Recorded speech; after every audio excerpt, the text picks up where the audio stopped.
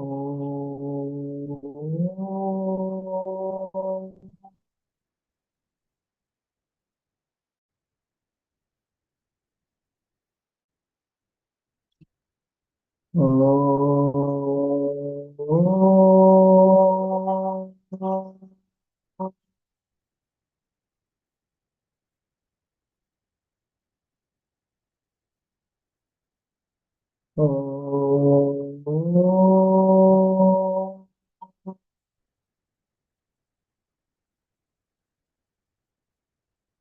गुरुर्ब्रह्मा गुरुर्विष्णुः गुरुर्देवो महेश्वरः गुरु साक्षात् परब्रह्म तस्मै श्री गुरवे नमः। अखण्डमण्डलाकारं व्याप्तं येन चराचरं तत्पदं दर्शितं येन तस्मै श्री गुरवे नमः। ॐ सहना भवतु सहनौ भुनक्तु सह वीर्यं करवावहै तेजस्विनावधीतमस्तु मा विद्विषावहै। ॐ शान्ति शान्ति शान्तिः। नारायणं नमस्कृत्य नरं चैव नरोत्तमं देवीं सरस्वतीं व्यासं ततो जयमुदीरये। ॐ श्री परमात्मने नमः। श्रीमद्भगवद्गीता पञ्चदशोऽध्यायः पुरुषोत्तमयोगः। श्रीभगवानुवाच ऊर्ध्वमूलमधः शाखम् अश्वत्थं प्राहुरव्ययम् छन्दांसि यस्य पर्णानि यस्तं वेद स वेदवित् अधश्चोर्ध्वं प्रसृता तस्य शाखा गुणप्रवृद्धा विषयप्रवालाः अधश्च मूलाननुसन्ततानि कर्मबन्धीनि मनुष्यलोके न रूपमस्येह तथोपलभ्यते नान्तो नादिर्न च सम्प्रतिष्ठा अश्वत्थमेनं सुविरूढमूलम् असङ्गशस्त्रेण दृढेन चित्वा ततः पदं तत्परिमार्गितव्यम् यस्मिन् गता न निवर्तन्ति भूयः तमेव चाद्यं पुरुषं प्रपद्ये यतः प्रवृत्तिः प्रसृता पुराणी निर्मानमोहाजितसङ्गदोषा अध्यात्मनित्या विनिवृत्तकामाः द्वन्द्वैर्विमुक्ता सुखदुःखसंज्ञैर्गच्छन्त्यमूढाः पदमव्ययं तत् न तद्भासयते सूर्यो न शशाङ्को न पावकः यद्गत्वा न निवर्तन्ते तद्धाम परमं मम ममैवांशो जीवलोके जीवभूतः सनातनः मनःषष्ठानीन्द्रियाणि प्रकृतिस्थानि कर्षति। ॐ तत्सत्। सर्वं श्रीकृष्णार्पणमस्तु।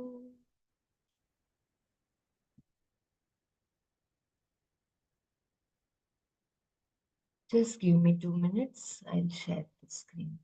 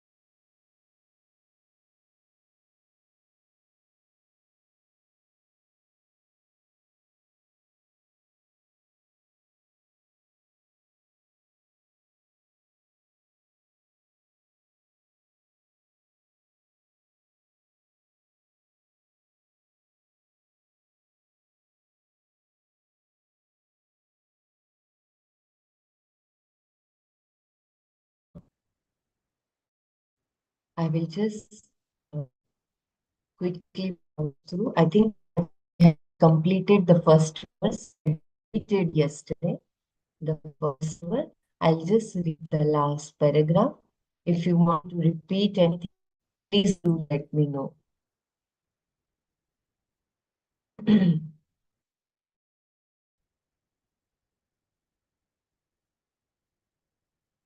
His commentary on this verse, Shankara cites the use of this imagery in the Mahabharata. That is, that it is produced from the unmanifest, abiding in Brahman, because of whose grace alone it has risen up. Like a tree is born from its root and is sustained by it, this tree of samsara not only arises but is also sustained by Ishvara, without whom it has no existence. Its trunk is the intellect, buddhi, and its apertures are the physical aspects of the sense organs. The branches are the five elements, and the various sense objects are the leaves.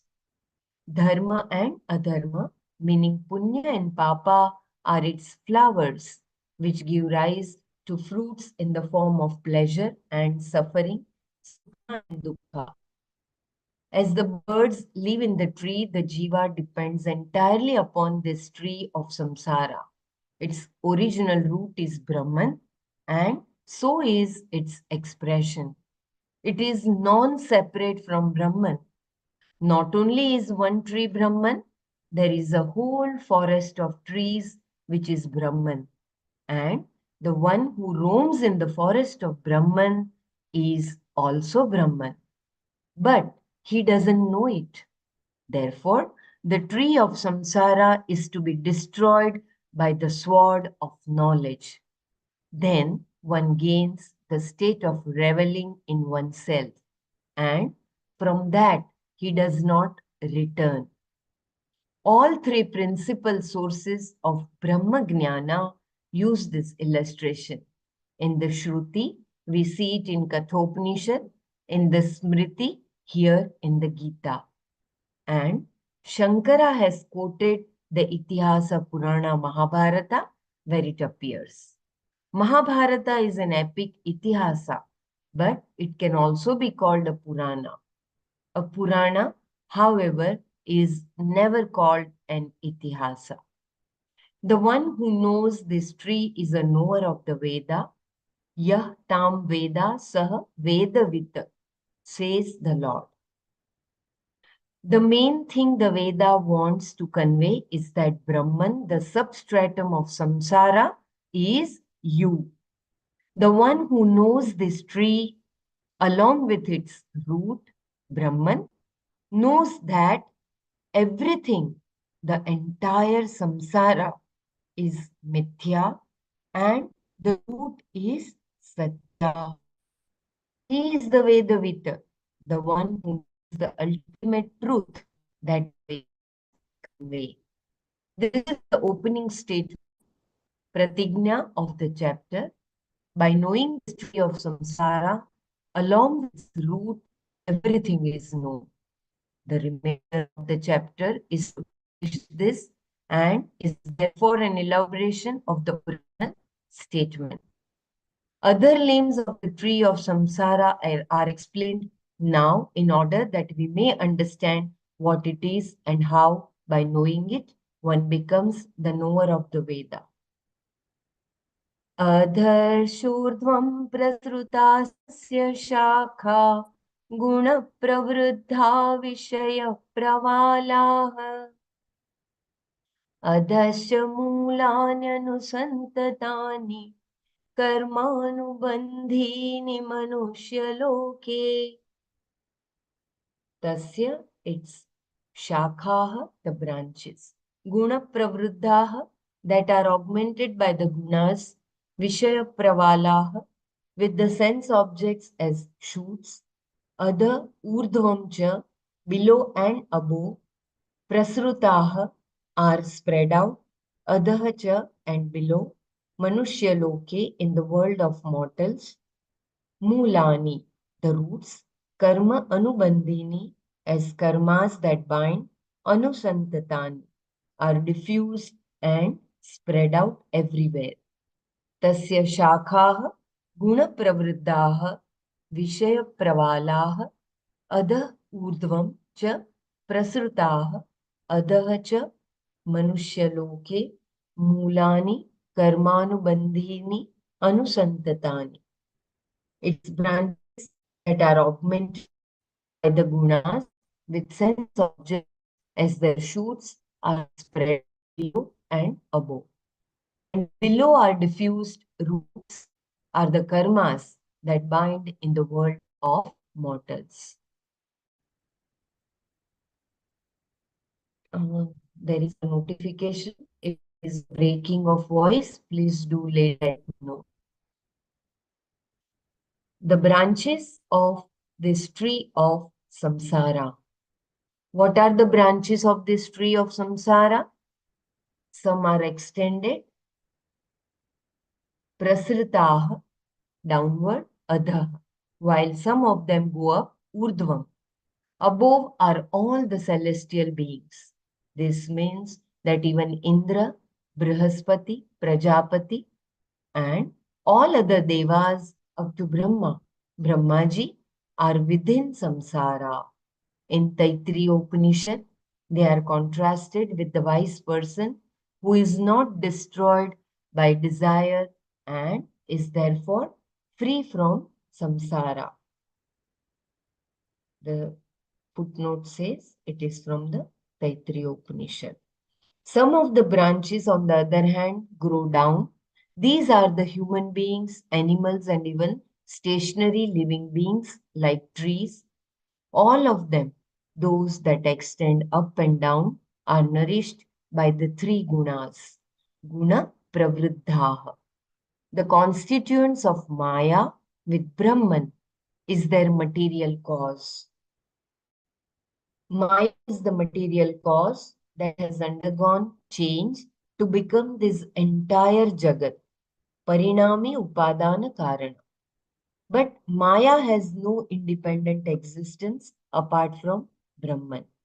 Therefore, Brahman is the material cause that Brahman is the material cause that lends existence to Maya itself. And the entire Jagat without itself undergoing any change.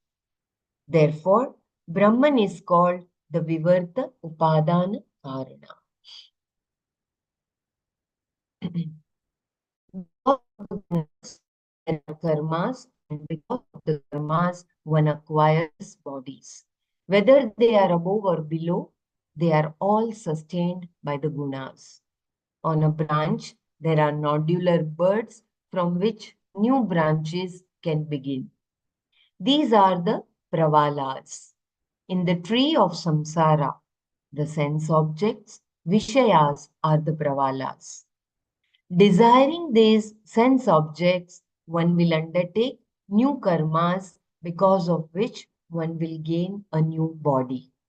All the sense objects become nodular birds, Vishaya Pravalas, which are potential branches leading to the acquisition of new bodies.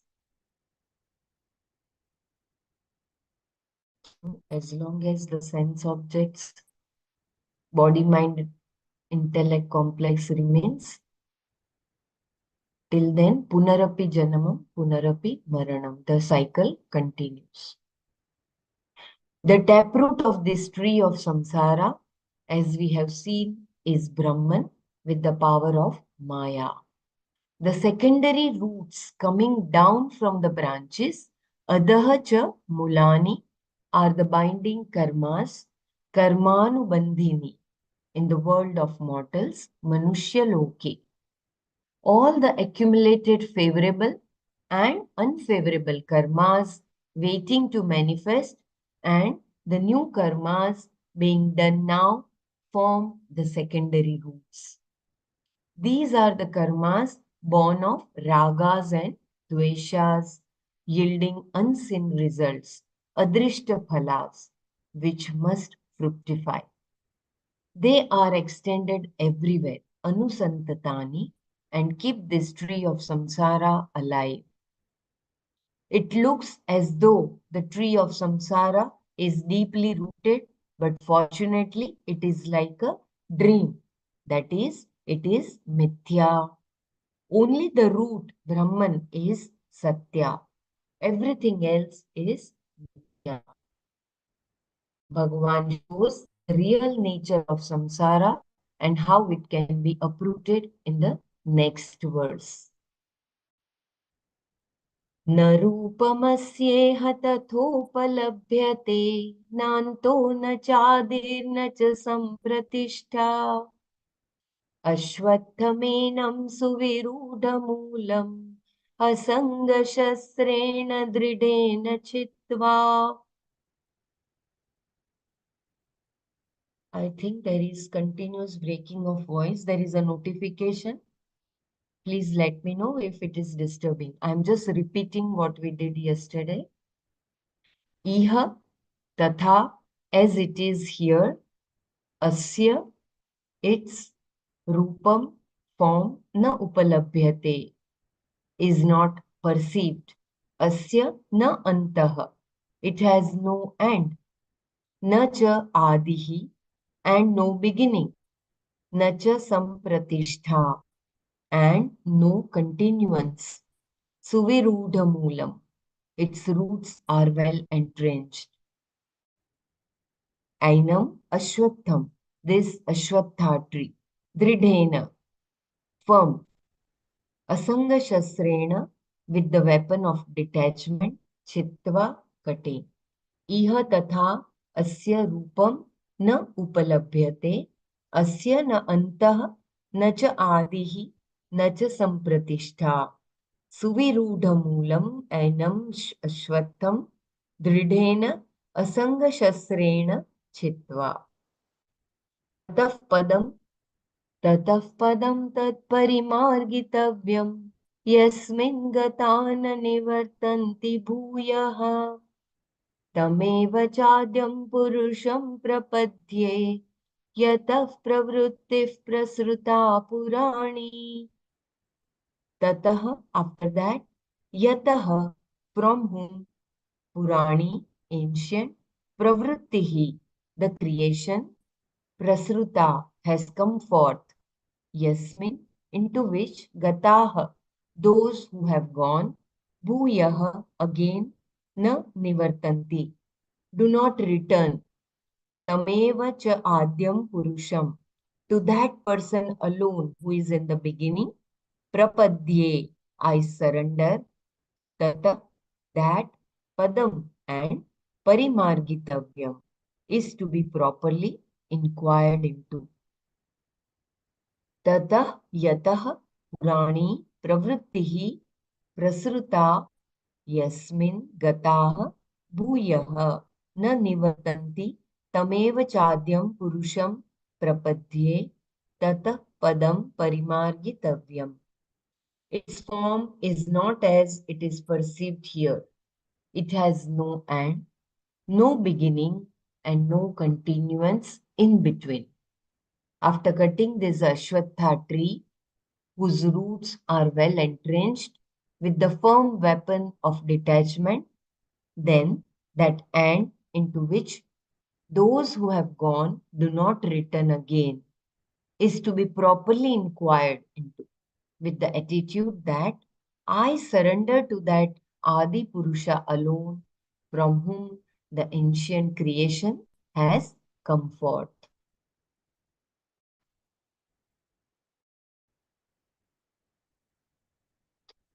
The real nature of this tree of samsara. The form of this tree is not known, even though we describe it in detail with its roots, branches, and leaves. If we begin to analyze it, there is no tree at all, only name and form, nama, rupa. This is true of any object. Take space as an example. Without a reference like a ceiling or floor, there is no space. At least one object is required as a reference point to establish the concept of space. In no sense does it have any existence of its own. If you analyze it, you will only find one consciousness, Chaitanya. Then take up the analysis of air. Is it hydrogen, oxygen, nitrogen, or carbon dioxide? On inquiry, it too has no real existence. But we cannot dismiss the tree of samsara as non existent. Otherwise, there would not be a description of it. At the same time, we cannot say it has an independent existence. Shruti's intent is not to describe the tree of samsara, but to point out that it is mithya and unfold the one satya upon which it is based. If you know this, the karana, you know everything. Shankara says, samsara is like a dream, mirage, water, magic, or a city seen in the clouds. In its own time, it appears to be real. But when you analyze it in terms of reality, it has no being. At the same time, you cannot say it is rootless, for its root alone is the truth. Everything else is a superimposition upon that and therefore mithya.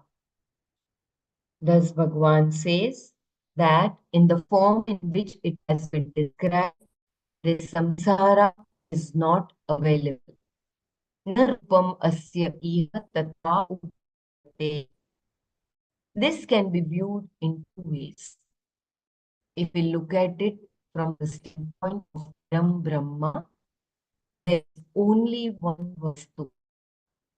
Any name and form, nama and roop, on inquiry resolve into this vastu and is therefore from the standpoint of the vastu purely a projection. Name and form, the sense of agency, and so on are superimposed upon Atma due to ignorance and considered different from Atma. Seeing the known world as different from the knower and the knowledge, the differences which constitute samsara, is but a projection. Now, from the empirical, Vyavaharika standpoint, viewing the world along with its elements, laws, punya papa, karma, the results of karma, the body, hunger, knowledge, and delusion, etc., as though it is satya and meant to bind you is not true. Then there is Ishvara, a material cause, an order, karma, karma phala, knowledge, ignorance, waking, dream, sleep, etc. All these are possible when you look at the tree of samsara as described from the empirical standpoint. From the standpoint of the absolute reality, none of these exist. Brahman alone is. Further, this samsara has neither beginning nor end nor continuance in between. Nanto na chadir nachasam pratishtha. Swami Gaudapada has said, that which did not exist before and that which will not exist later does not exist now. Advante cha yat nasti vartamane api tat tatha. This is from Mandukya Karika. For example, before the pot was born, it was not there. After it is destroyed, it is not there. In between, it cannot really exist. It only seems to exist. The projected samsara in which the differences of known instrument of knowledge, Jnatra, Gneya, are superimposed on Atma. The voice is breaking, Belaji. Oh, yeah, there is a continuous notification coming on my screen today. Yeah, can someone help me to read, please? If anybody is there, if not there, I can read, no problem. Yeah, kindly go ahead. You want me to, from the No, the previous projected samsara. We can. Okay, okay. Dhanyavad. The projected samsara in which the differences of knower, known, instrument of knowledge, jnata, jnaya, jnana are superimposed upon Atma.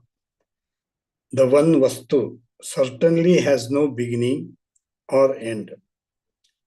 Between Atma and the creation, which is Mithya, the connection is a superimposition which has no beginning because it is rooted in ignorance. Nor does it have an end, since it is not there to begin with. With no beginning or end, naturally, it is not there in between. A pot, for example, on inquiry reduces on inquiry reduces to pure consciousness, Chaitanya. It disappears on analysis because it has been erroneously projected on Brahman. From the standpoint of Brahman, everything other than Brahman is superimposed and therefore has no beginning, no end, nor any being now. Empirically, it is true and not true from an absolute standpoint. In mistaking a rope for a snake, the rope is true, whereas the snake is not. But you cannot arrive at the unreality of the snake unless the rope is more real. Thus, we have what we know as an empirical reality, which behaves according to a certain order. Thus, we have what we know as an empirical reality, which behaves according to a certain order. From the standpoint of the empirical world, Brahman becomes Satya, while the world is Mithya. When looking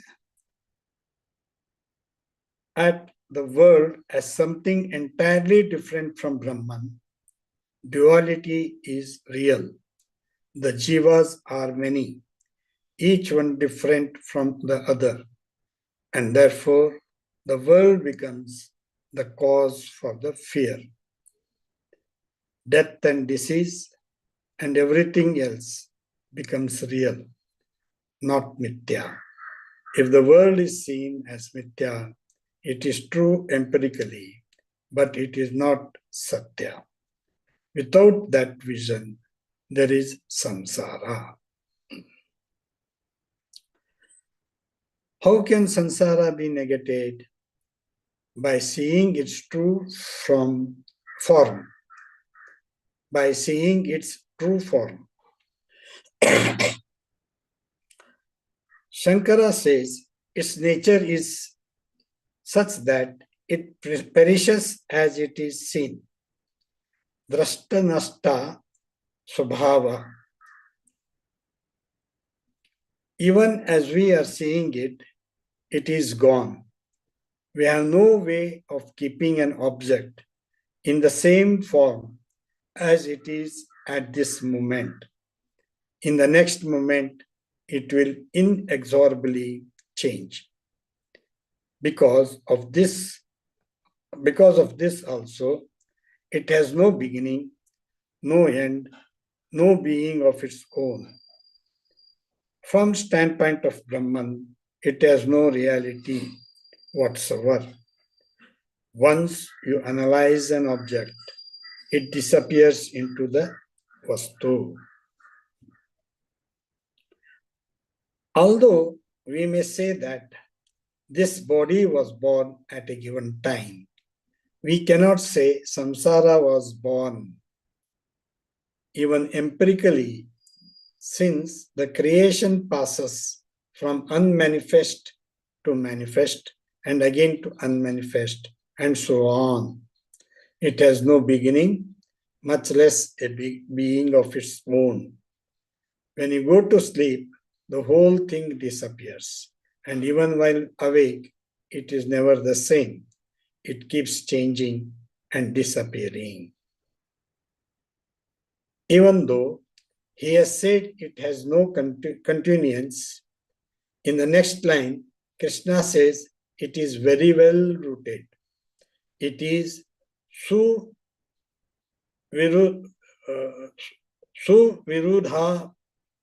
mula. Suvirudha Mula. Suvirudha mula. Suvirudha mula. Sorry. Suvirudha mula. Until inquiry starts and finishes, it has very good roots. Since there is no better rooting than in ignorance, everything else will be uprooted in time, but ignorance can only be uprooted by knowledge, jnana. Time can merely provide sufficient experiences of pain to perhaps develop jnana, a desire to know, which can spark an inquiry leading to the knowledge that uproots the ignorance. Being rooted in ignorance, samsara has no real form. But being rooted in ignorance, it is very well rooted. It is suvirudha mula. I think that being rooted in ignorance, samsara has no real form. But being rooted in ignorance, it is very well rooted. It is suvirudha mula. Detachment is the axe to feel this tree, to fell this tree. Detachment is the axe to fell this tree. To fell it, a particular axe is required. The axe of detachment, asanga shastra, by distinguishing between the subject and object, the erroneous identification. Asanga Shastra. Asanga Shastra. Shastra, sorry. Yes, Shastra. It is weapon. Sorry. Asanga Shastra with X. Okay. By distinguishing between the subject and object, the erroneous identification of oneself with the physical body, senses, and mind, which is withdrawn.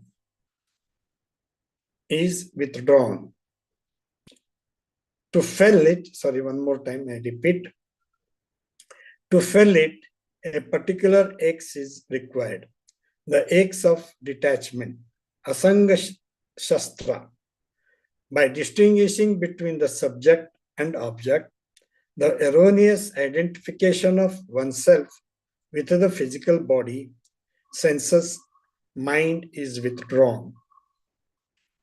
The X of detachment is the inquiry into the nature of the self and not self. With this, the tree of samsara is felled. The X of detachment is the inquiry into the nature of the self and not self. With this, the tree of samsara is felled.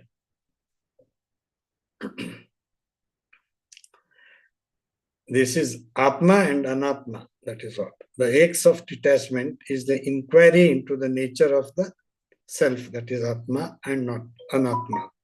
With this, the tree of samsara is felled. This detachment, asanga, must be firm Dhrida. Asangatva begins with the external world, and Shankara mentions one's son as the first towards whom one should develop asangatva. The very expression, my son, means there is an attachment. Friends are another source of attachment. One may want to renounce, but may find it difficult to leave one's circle of friends. It is true that this is not easy and takes some time, but later you find that when you are with them, there is no common topic of conversation. They talk about clothes, movies, and other things that no longer hold your interest, and you cannot open your mouth about what interests you. So nice. So you just stay with them, have a cup of coffee, and walk out. Money or any type of material wealth is something else that is often difficult to give up. Last thing to be given up is the desire to go to heaven, not by running away, but by proper inquiry, looking into oneself. One can gain a detachment from all these. After all, they are not physical. They are purely in the form of thoughts. Statements of Shruti, such as just raise it. Shruti, such as everything becomes beloved for the sake of oneself alone. Very good. Statement of the Shruti, such as everything becomes beloved for the sake of oneself alone. Atmanastu kamaya sarvam priyam bhavati. That is Brihadanya Upanishad. Health that is Atmanastu kamaya sarvam priyam bhavati. Help us in this type of inquiry. That is, everything becomes beloved for the sake of oneself only. Binding love, like infatuation or even obsession for a person, can be converted into a simple love for yourself expressed through love for that person. Beautiful. In this way, through inquiry, attachment is lessened with reference to a sense of ownership, mamakara. Closely following this sense of ownership, mamakara, is an erroneous sense of I, the ahankara. These are the adventitious roots of the tree of samsara. The principal root remains, however, and to remove it, the self has to be known. For this, we need a proper inquiry, parimargana.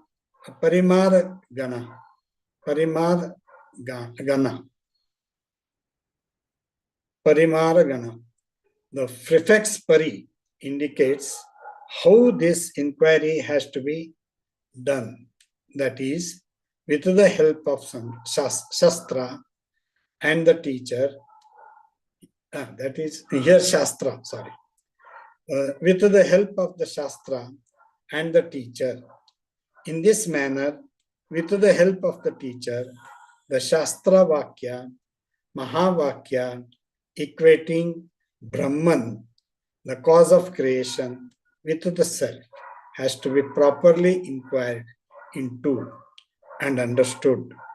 This is what is meant by the advice tat padam parimaragitavyam. Tat padam parimaragitavyam.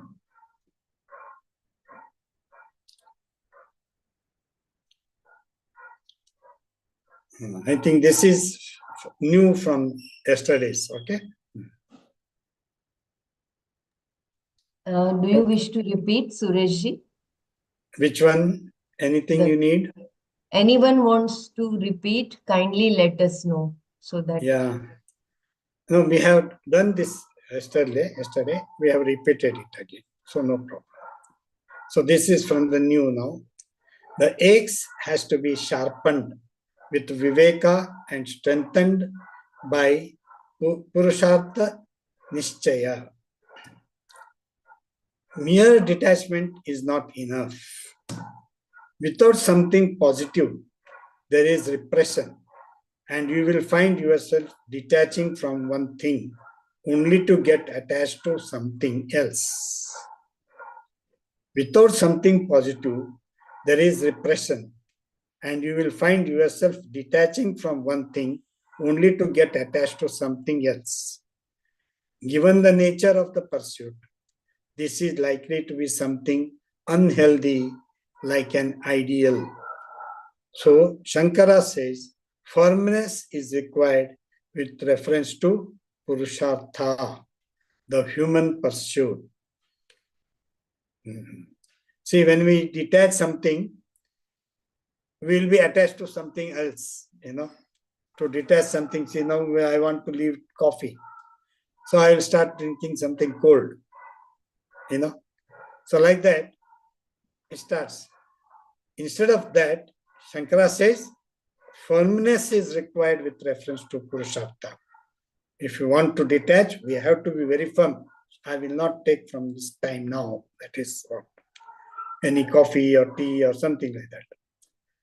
The human pursuit, the reference to Purushartha, the human pursuit. Living in samsara, you cannot release yourself from samsara. Husband, wife, children, etc. are not going to solve the problem. They can give you some maturity if you are intelligent and ready to learn. Otherwise, they can intensify your problems and entrench you further in samsara. If you are lucky in the process of growth, you may realize that moksha is what you want. This still is not enough.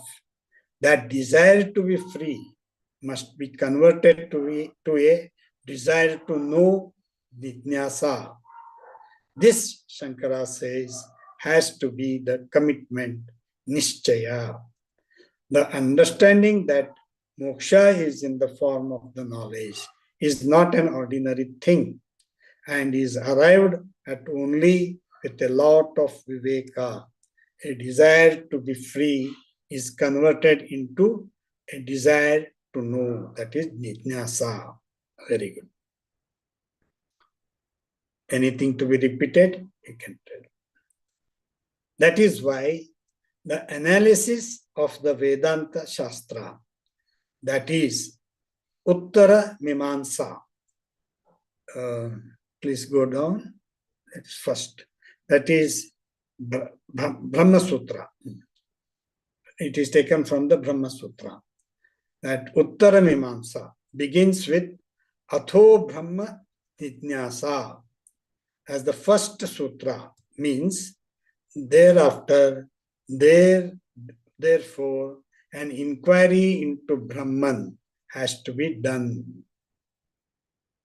That is Atho Brahma Jnasa, Brahma Sutra 111. Athato, I think. Athato Brahma Jnasa. Atha, thereafter, after gaining sadhana chatustaya sampatti, that is atha, thereafter, after gaining sadhana chatustaya sampatti, atha, therefore, athato, because one seeks Ataha. This is atha, thereafter, ataha, therefore, because one seeks nityatva, limitlessness, and that is not gained through action. Brahma Jidnyasa, inquiry into Brahman. That is Athato Brahma Jidnyasa. Atha is thereafter, that is after gaining sadhana chatustaya sampatti. That is all sampatti of viveka, vairagya, and all six sat sampatti and moksha. That is what thereafter gaining sadhana chatustaya sampatti. Ataha, therefore, because one seeks nityatva, limitlessness, and that is not gained through action. That is Brahma Jnana, inquiry into Brahman. That is Kartavya is to be done. Okay, good. Can you come down? That is why the analysis of the Vedanta Shastra, that is the Uttara Mimamsa, that is Brahma Sutra, begins with Athato Brahma Jnana as the first sutra. It means thereafter, therefore, an inquiry into Brahman has to be done. It is significant that this sutra does not begin with mumuksha. This means mumuksha is included in the first word atha. See, that is, it is included in the sadhana chatustaya sampatti. That atha, thereafter, after gaining sadhana chatustaya sampatti. That is, first one is viveka, second one is detachment, third one is that six sat sampatti, and the fourth one is mumuksha. That is included in atha. That this means mumuksha is included in the first word atha, meaning thereafter, after gaining all necessary qualifications for the sake of moksha, you should inquire into Brahman. That alone is moving away from samsara. And about this, one must be definite, that is dhrada. See, this all we get it in advanced course, When we do this, that was the first what was taught to us, and then the Brahman, Nidnyasa. With Dhrada Nishchaya, we have to inquire, to move away from samsara. The one will be definite about the necessity for discrimination, that is viveka, between the self and the not self, that is Atma and Anatma. As a single stroke with an axe is not enough to fell a tree. A single attempt at discrimination between Atma and Anatma is not enough to free one from samsara. Repetition, abhyasa, is required. How much? Until samsara is gone. This is not an ordinary tree. It is avyaya, relatively imperishable, and without end or beginning. Repeatedly, we look at the fact that Atma is not the body, the sense organs, or any function of the mind. Once this is understood, having felled this tree of samsara, that by dismissing all that is anatma, we have to see what is atma. Very beautiful, this. Then, I will repeat, then one will define, means after atho brahma nidnyasa, atha to brahma nidnyasa, that is atha includes all those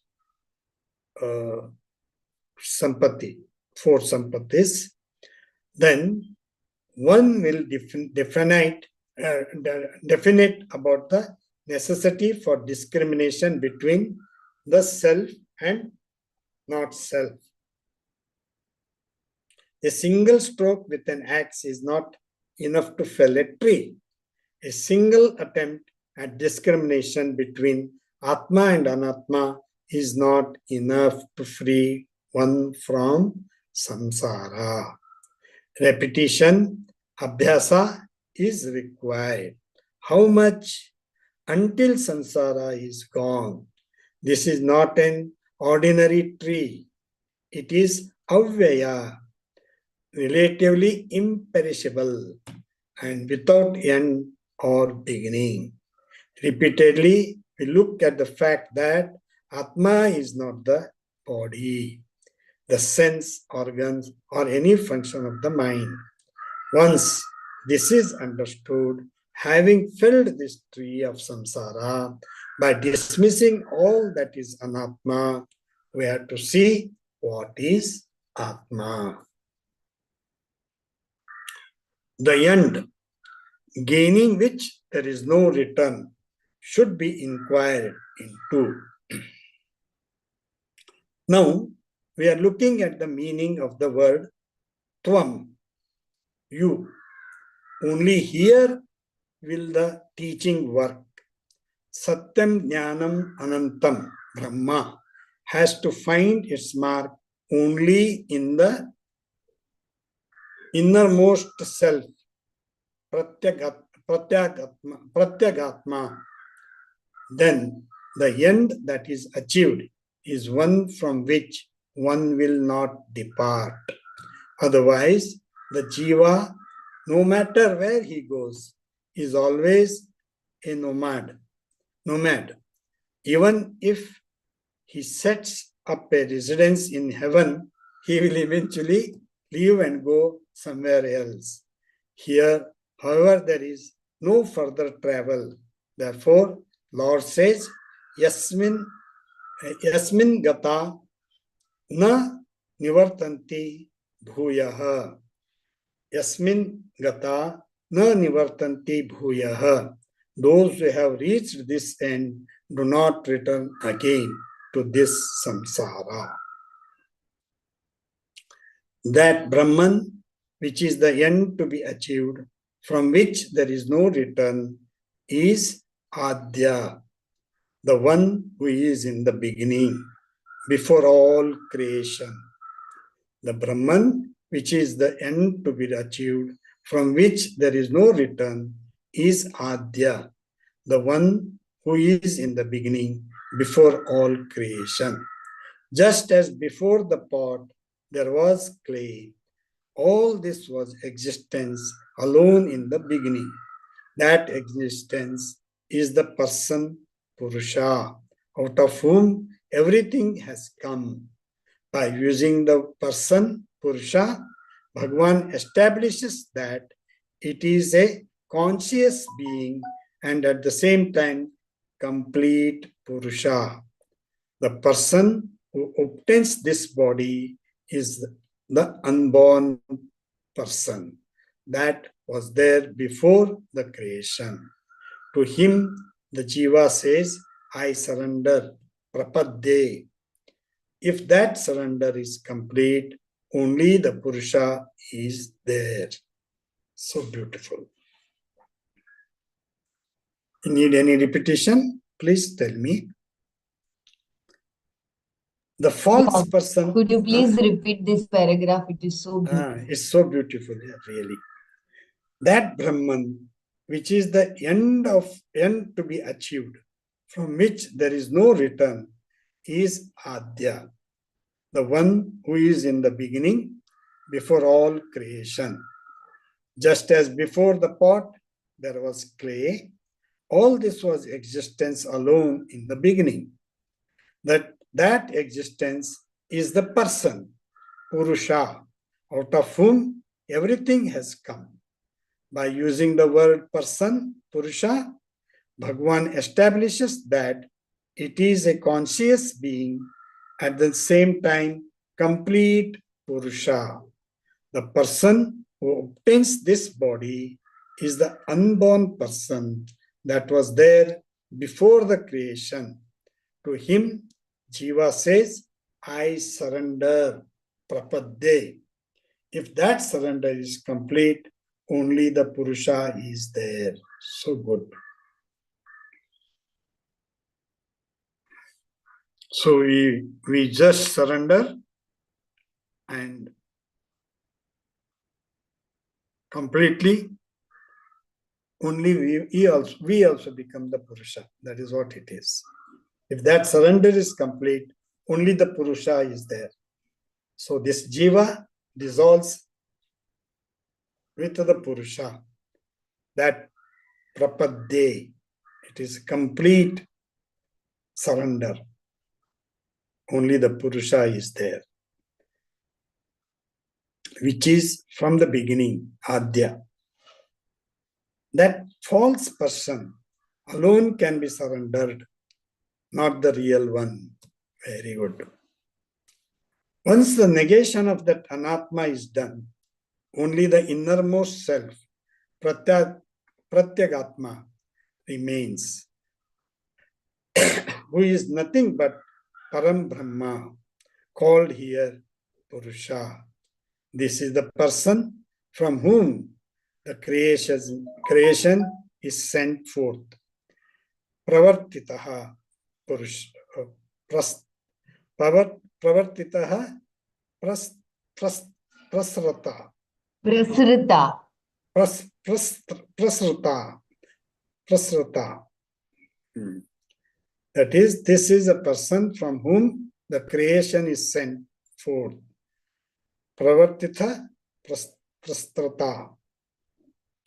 This ancient Purani, beginningless creation has come out of this Purusha.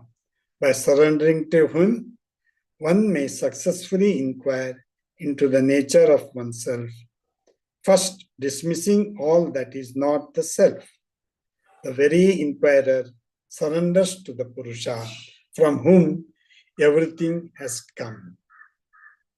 Who are the people who surrender or seek this Purusha? The end they gain is one from which they do not return.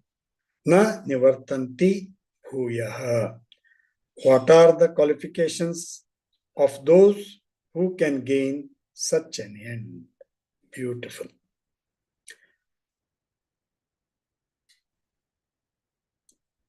Can we read once again the shloka? You mean the previous shloka? The fourth one, yes. Before these are the needed. Now the qualification to need that Purusha. So therefore, I want to that nivartante. Tata. Tata padam tat parimargitam tavyam. Tat padam tat parimargitavyam. Yasmin gatana nivartanti bhuyaha. Tameva chadyam purusham prapadde. Yat pravritti prastuta purani. Prasruta purani. Prasruta, that is prasruta. Its form is not as it is perceived here. It has no end, no beginning, and no continuance in between. After cutting this Ashwatha tree, whose roots are well entrenched with the firm weapon of detachment, then that end into which those who have gone do not return again is to be properly inquired into, with the attitude that I surrender to that Adi Purusha alone. Adi Purusha alone, from whom the ancient creation has come forth. Tameva chadya Purusha prapadde. Very good. Nice.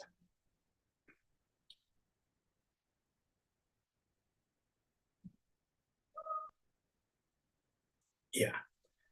Fifth one. Nirmana moha chita sanga dosha. Nirmana moha jita sanga dosha.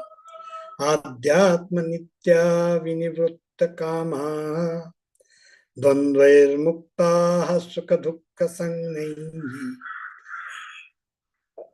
Gacchatya mudaha padamavyayam tat. Nirmana moha. those who are free from demand of respect, demand for respect, nirmana moha. Now the qualification for that is, what are the qualifications for those who can gain such an end?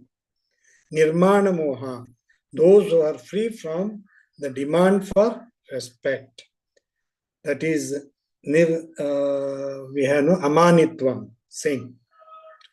Gita sanga doshaha, that is, those who have conquered the fault of attachment. Jita sanga doshaha, those who have conquered the fault of attachment. Adhyatma nitya, those who are always focused on the self. Vinivritta kamaha, those from whom desires have completely gone. Sukha sannehi, from the opposite known as pleasure and suffering. Vimuktaha, those who are totally free.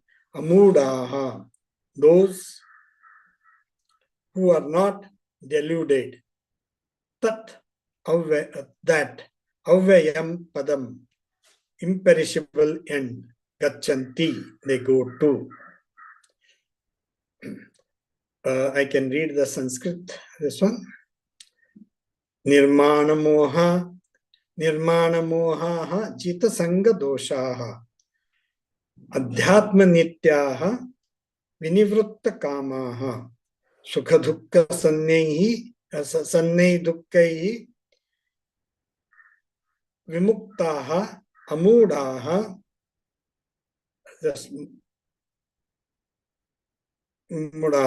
avyayam padam gachanti. Those who are free from the demand for respect and from delusion, who have conquered the fault of attachment, who are always focused on the self, and from whom desires have completely gone, who are totally free from opposites known as pleasure and suffering, and are not deluded, go to gain, that is, go to that imperishable end. So good. Who are the adhikaris who gain this end? In this single verse, Bhagavan captures all that was told in the 13th chapter. That is what same thing, no? Amanitvam, adambitvam, maitri karuna evacha, nirmamaha nirankara, samadukha sukhi kshami. That was this, the 13th chapter. In this single verse, Bhagavan captures all that was told in the 13th chapter and elsewhere with regard to qualifications. This is again the repetition, I think. Nirmana mohahas are those, nirmana mohas are those who are free from mana and moha. Mana, amanitvam, that is. Mana, as we have seen, is demanding respect from others. To be free from this, we have to analyze why we demand respect. There are reasons for it. We may be so critical of ourselves that we cannot bear even the suggestion of criticism from others. Even though we may have qualifications that are worthy of respect, if we do not have an adequate sense of self-worth, we will seek it externally. Beautiful. Even though we may have qualifications that are worthy of respect, if we do not have an adequate sense of self-worth, we will seek it externally. Very, very important. Even though we have qualifications that are worthy of respect, if we do not have an adequate sense of self-worth, we will seek it externally. This can express itself in a number of ways, and one of them is demand for respect. To overcome this, a relative level of self-worth must be arrived at through healing one's damaged self-image. To overcome this, a relative level of self-worth must be arrived at through healing one's damaged self-image. Very good. Therefore, when we respect ourselves, means self-respect, self is Atma. When we have that self-respect ourselves, then we don't demand that from others. So, once we are with one's own Atma, that is our own Atma, that is, we respect our own Atma, then we don't expect respect from the others. This is what it means, To overcome this, a relative level of self-worth must be arrived at through healing one's damaged self-image. Finally, we have to ask, what is self-respect? When I am the only self that is available, who is to respect whom for what? When I am the only self that is available, who is to respect whom for what? There is nothing to compare oneself with and nothing to prove, nor anyone to prove it to. This is a fact to be recognized. I am Sat Chit Anandam Brahma, and everything here shines after me, has its being in me. Beautiful. Finally, we have to ask, what is self-respect? When I am the only self that is available, who is to respect whom or what? There is nothing to compare oneself with and nothing to prove, nor anyone to prove it to. This is a fact to be recognized. I am Sat Chit Anandam Brahma, and everything here shines after me, has its being in me. Very good. That is Nirmana Moha. Nirmana. Nirmana. Nirmana. That is, mana is respect, demanding respect. Nirmana means not demanding. Now moha, nirmana mohas, moha, the second part. Moha is attributing false values to things.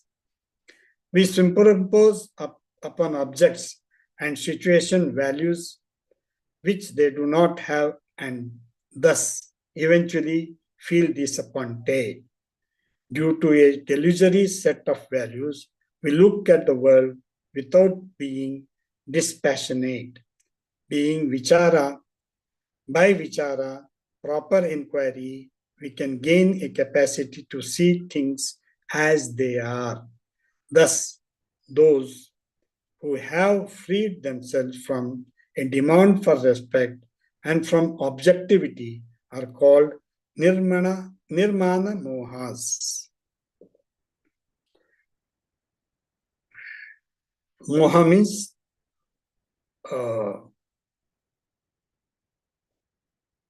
delusion, means attachment to the object, attributing false values. So we attribute false values to the object we see, and we feel that is more important than ourselves. Then that moha comes. So nirmana moha. So we should not have mana, means we have to leave amana, amanitvam, adhambitvam, nirmama, nirahankara. That is what moha. Then the second qualification is Jita Sangha doshas, are those who have conquered the fault of association. Any object without which you feel incomplete is one to which you have Sangha, attachment. Any object without which you feel incomplete is one to which you have Sangha, attachment. I cannot stay without coffee. That is what, We feel incomplete without that coffee. That is what is attachment, Jita Sangha. It can be conquered only by inquiry and growth. The use of the word Jita, conquered, indicates that there is a battle to be fought. So good. This is true, but it is purely a cognitive battle. We do not really know all the things that we are attached to. Only when we lose them do we realize how integral they were to our sense of well-being. As they keep surfacing, we try to understand each one as an attachment, which is purely a thought. There is no real attachment if you analyze it. A particular way of looking at things are yourself created. A particular way of looking at things are and yourself created attachment, infatuation, or even an obsession, all of which are binding in nature. Those who master these by proper vichara, inquiry, are called Jitasanga doshas. Naturally, they are Vinivarta kamas, those from whom all binding desires have gone. Vinivarta kama. Vinivarta kama. So, from all binding, whom all bindings desires have gone. The prefix vi here indicates that the desires have gone into a particular way. Generally, desires wane, leaving something behind. Vinivrtta means nothing remains. When you eat onion or garlic, even though you wash your hands and rinse your mouth, something remains in the form of odor. Similarly, even though desires may go away, they leave some residue. There is a feeling that one has given up something. A subtle longing remains. Though he may have behaviorally given it up, he has not grown out of it completely. So, Vinivritta Kama. So, we have to just give it out with Dhrudha Nischaya. Without that, I cannot stay. Should not come. Even if you leave it, you should not feel that I have left it. It has to just go. We, that is that we. Means, what is that written? Here indicates that the desire have gone in particular way. Inivarta kama. Whether I have given up something or grown out of it, I am without the object. But outgrowing is the only real giving up. That is sannyasa. For that, I have to be adhyatma nitya. One who is always committed to seeing the real nature of oneself. Adhyatma nitya is one who is always committed to seeing the real nature of oneself. Otherwise, giving up things that I have not outgrown will leave a vacuum into which all sorts of new desires will rush. In reality, it is not so much a giving up as a dropping off, as something more compelling occupies more and more of one's time and attention. This is a commitment to always seeing the real nature of myself. Adhyatma nityatva. Hari Om. Yeah. Should we stop here for Manana? We'll see. There's only 2 paragraphs. We can just complete and we can stop for Yes, Manana. okay. Yeah, Yeah. Dhanyavad. With this kind of positive pursuit, there is direction, discovery, and growth. All these take place naturally. The commitment is total. That is Dridhanishchaya, we are total. Commitment is not even the word. What commitment does the lovelorn person have to dwelling on his beloved? It is natural. He cannot do anything else, no matter what activities, conversation, etc. he may be called upon to participate in. His attention is always on the ones he loves. Like mother who is always has one eye on the baby. This is what it is. This is the life of a seeker. It is not mere dwelling on oneself. Any depressed person does that. This is a consistent, proper inquiry into the nature of Paramatma through Shravana, Manana, and Nididhyasa. This is what we are doing also. The people under discussion here are those who are totally free from the pairs of opposites, which can be reduced to what we call the pleasant and unpleasant, sukha and dukkha. In all situations, they enjoy a mind which is composed and capable of facing facts as they are. As a result, they are free from error. They are not deluded anymore. They are amudhas. They go that end which is imperishable. Tat avyayam padam gachanti. They go to that end which is imperishable. Tat avyayam padam gachanti. More about this end is told in the next verse. So beautiful, no?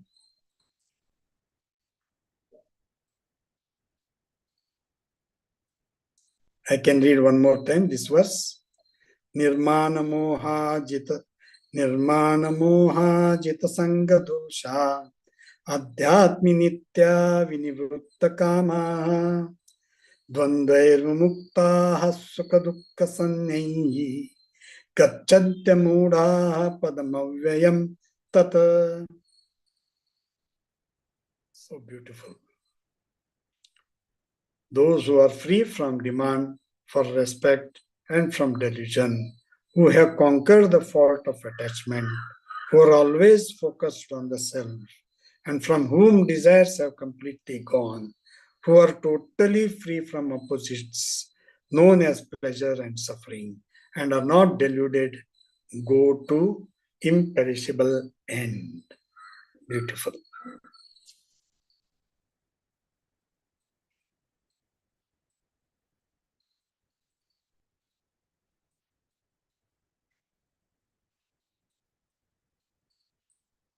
Any comments?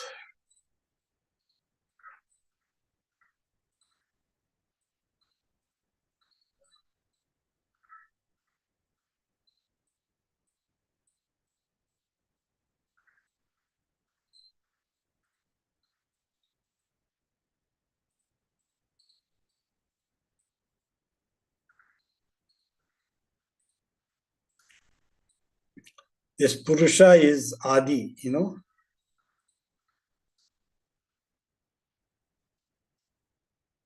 And that Purusha means the same Brahman actually. He is making it as a person. So if we surrender to the person, we become that person. That's what. It's not that surrendering.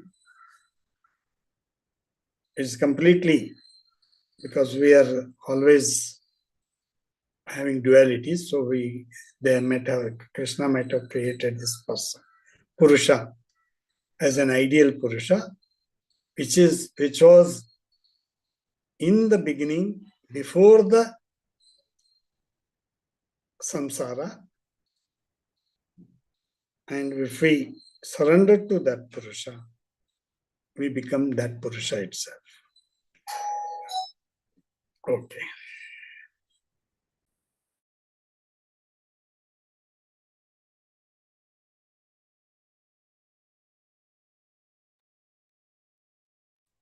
Jai Gurudev. this last verse which we read, for verse 5, Nirman Moha Jit Sangadesha. What I inferred from this is that whatever these qualification, Nirman Moha, Jita Sangadosha, they all culminate in one thing, like if you are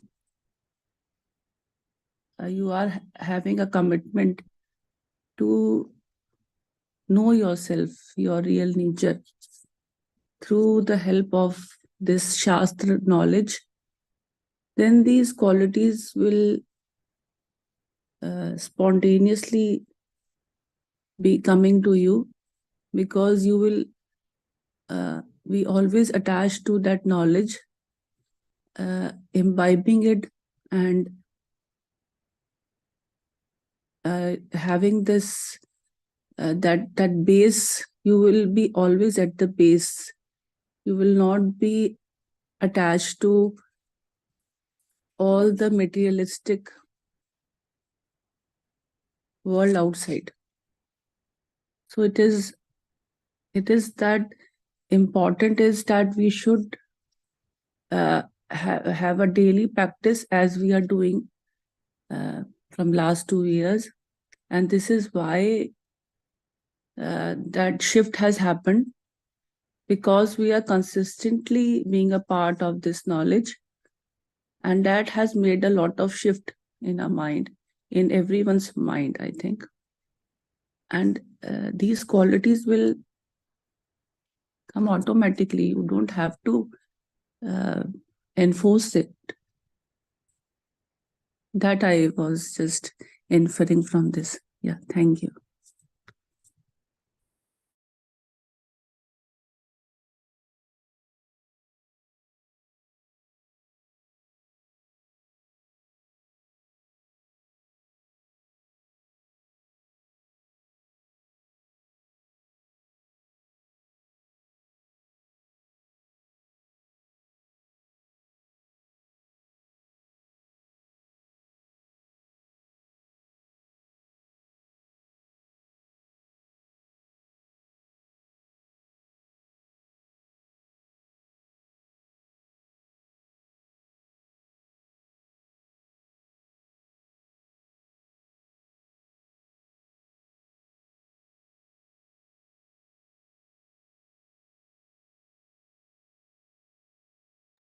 One thing also I wanted to share from yesterday's this, we were reading detachment is the axe to fell this tree. That binding love, that obsession, or for a person whom you love, or whatever the feelings are, I was just thinking, like, when a person leaves, so what does, like, what do you grieve for? Isn't it all the attachments which you had, your own emotions, which you feel are not being uh, uh, watered, like they are, you are not cherishing those moments. You grieve for that. You don't grieve for that person. You grieve for all that you are missing. So it is again what we read today. It is only for yourself that you are working. Always the focus is only on oneself. It is not that outside world is affecting you. It is your own inner world which is affected, that you become sad. So those experience, those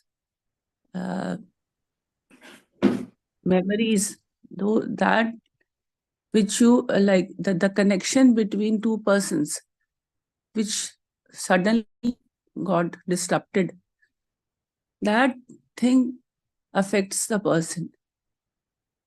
The person going away, you can't be in his shoes, no. So it is the things which you stopped experiencing. That affects. So it again culminate to the our own inner self. Everything is coming back to our own self. That's very true. Because maybe that person was filling in the needs which you have, like care, compassion, which you were receiving from that person, that you are missing. And ultimately, it is Yeah. your own love Yeah. for yourself.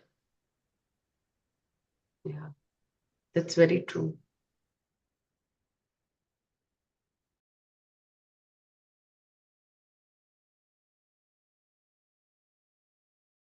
Therefore, that has to be filled up with nididhasa.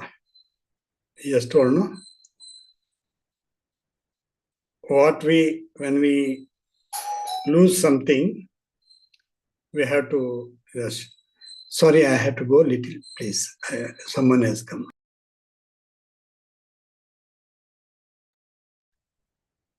Also, we read today Adhyatma Nitya. So it is that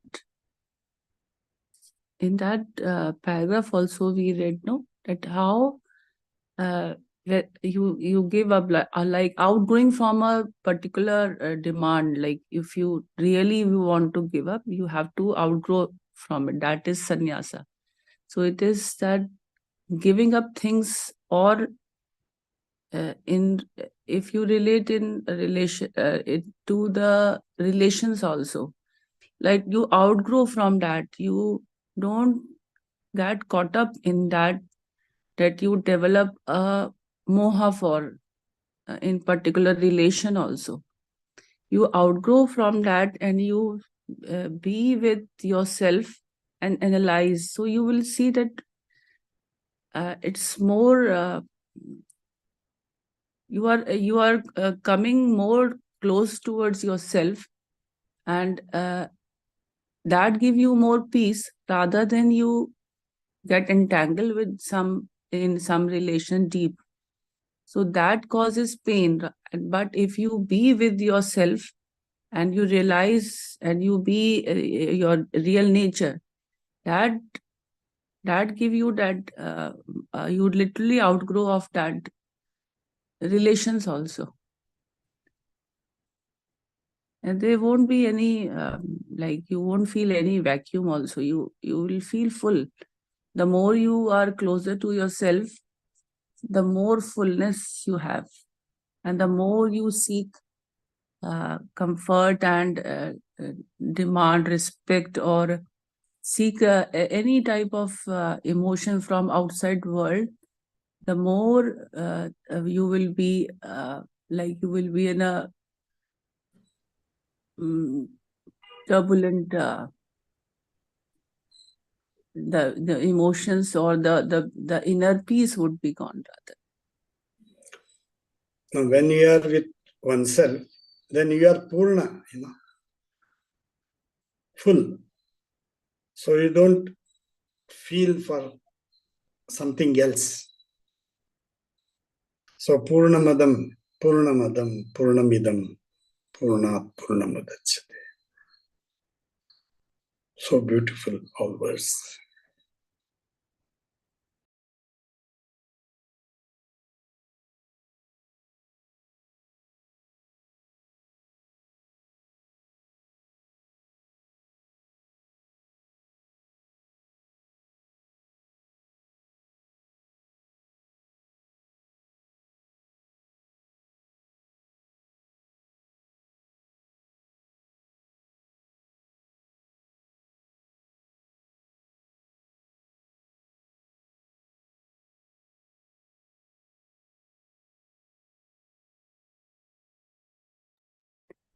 There is a line also about a depressed person who also feel this way.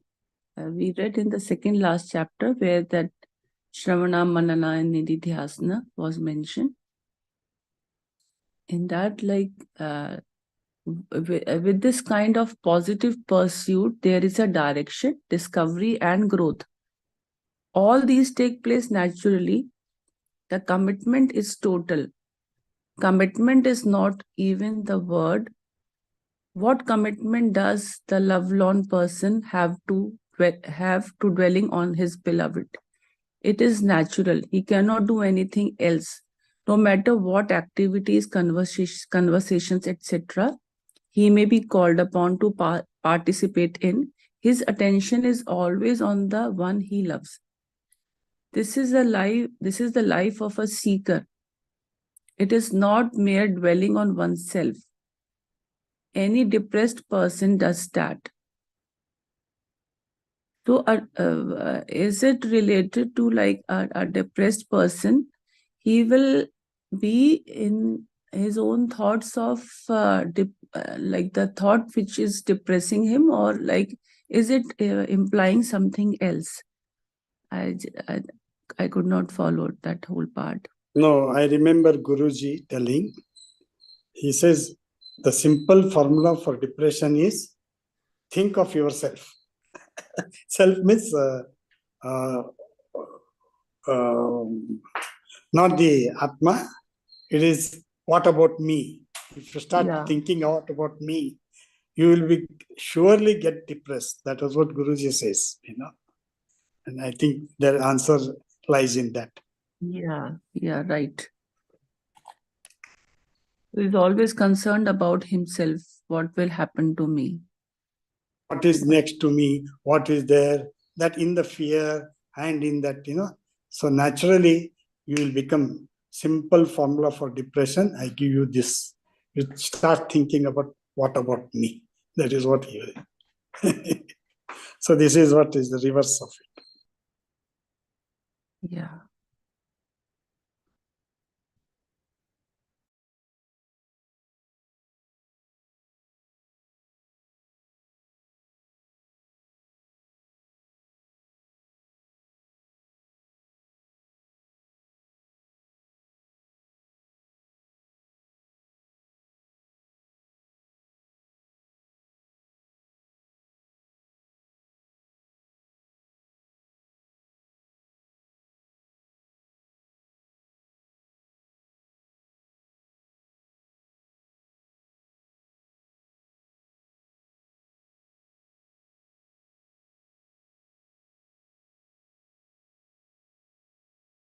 May I request Sumaji to take over, please? Jai Gurudev, what do you want me to play? Maya Panchakam or Brahmanyanavali? Yeah, as per your convenience, Sumaji. Whatever you feel comfortable, please. I've got both ready.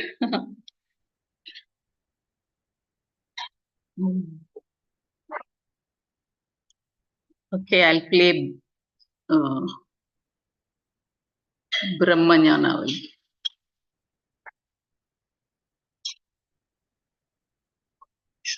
That are actually going. A lot of people think right now it's not a good time.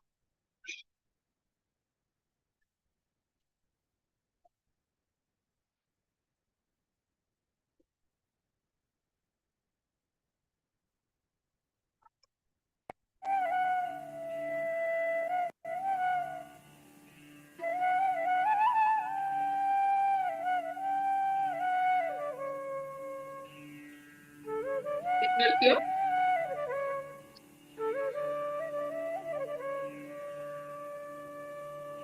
Yes. असङ्गोऽहम्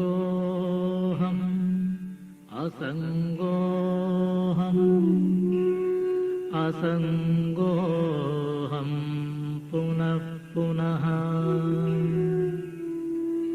सच्चिदानन्दरूपोऽहम्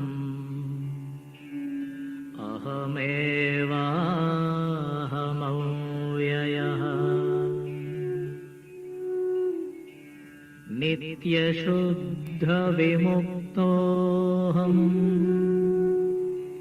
निराकारोऽहमव्ययः भूमानन्दस्वरूपोऽहम्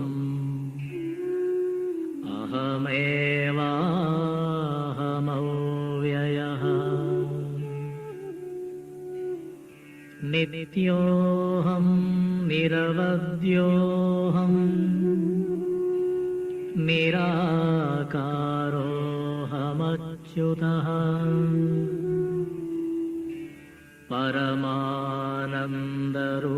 परमानन्दरूपोऽहम्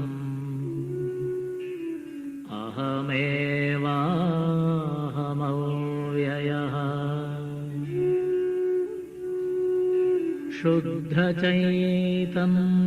शुद्धचैतन्यरूपोऽहम् आत्मा रामोऽहमेव च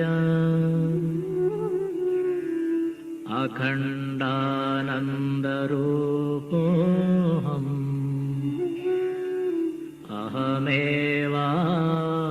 अहमेवाहमव्ययः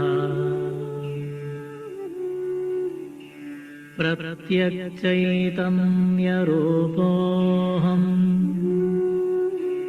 शान्तोऽहं प्रकृतेः परः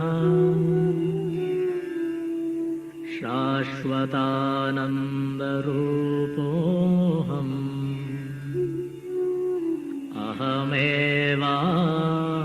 अहमेवाहमव्ययः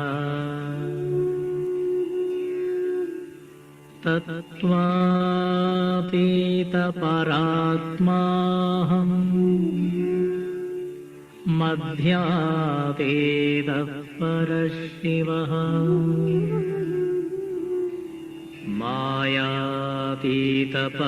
मायातीतपरञ्ज्योतिः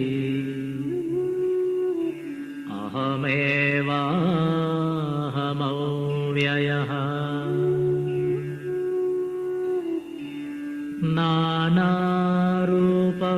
नानारूपव्यतीतोऽहम्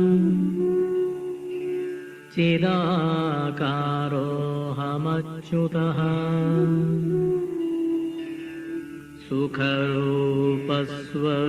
सुखरूपस्वरूपोऽहम्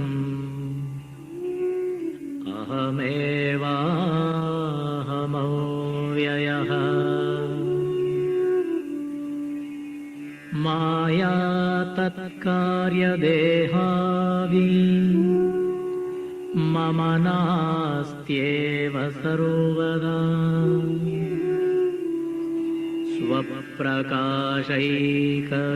स्वप्रकाशैकरूपोऽहम्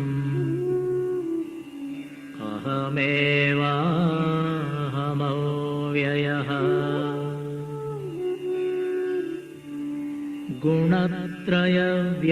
गुणत्रयव्यतीतोऽहम् ब्रह्मादीनां च साक्ष्यहम्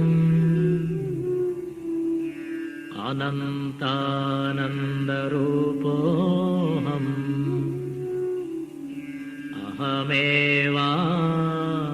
अहमेवाहमव्ययः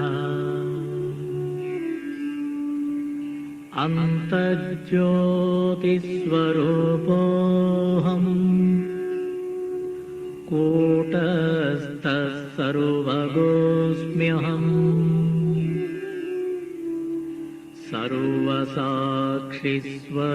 सर्वसाक्षिस्वरूपोऽहम्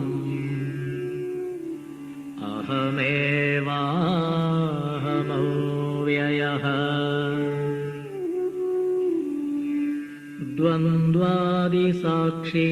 द्वन्द्वादिसाक्षिरूपोऽहम्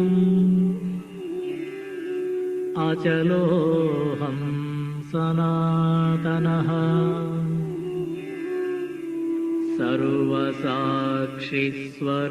सर्वसाक्षिस्वरूपोऽहम्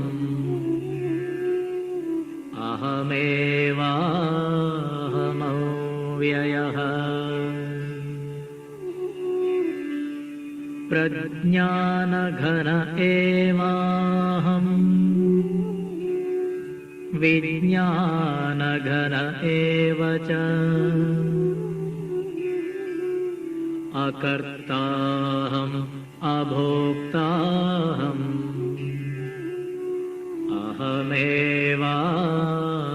अहमेवाहमव्ययः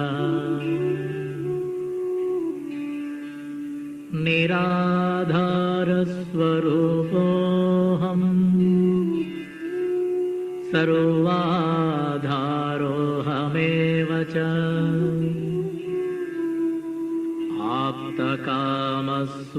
आप्तकामस्वरूपोऽहम्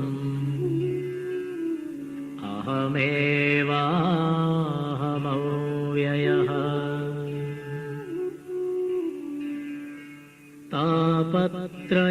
तापत्रयविनिर्मुक्तः देहत्रयविलक्षणः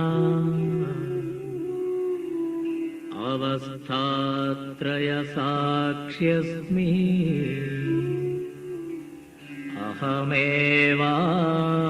अहमेवाहमव्ययः दृग्दृश्यौ द्वौ पदार्थौ स्तः परस्परविलक्षणौ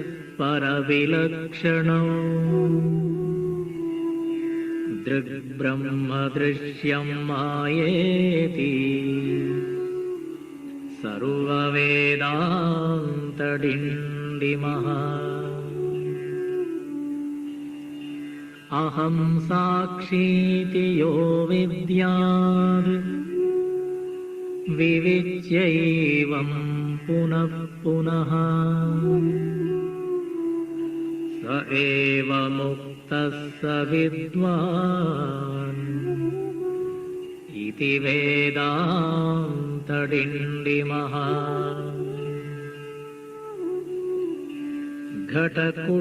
घटकुड्यादिकं सर्वं मृत्तिकामात्रमेव च तद्वद्ब्रह्म जगत्सर्वम् इति वेदान्तडिण्डिमः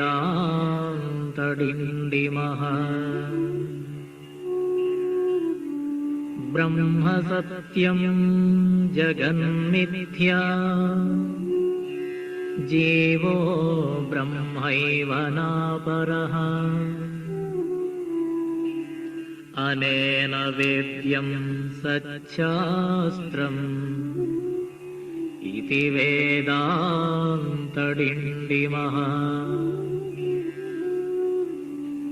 अन्तर्ज्योति बहिर्ज्योतिः प्रत्यग्ज्योतिः परात्परः ज्योतिज्योति स्वयं ज्योतिः आत्मज्योतिशिवोऽस्म्यहम् ज्योतिज्योति स्वयं ज्योतिः आत्मज्योतिशिवोऽस्म्यहम्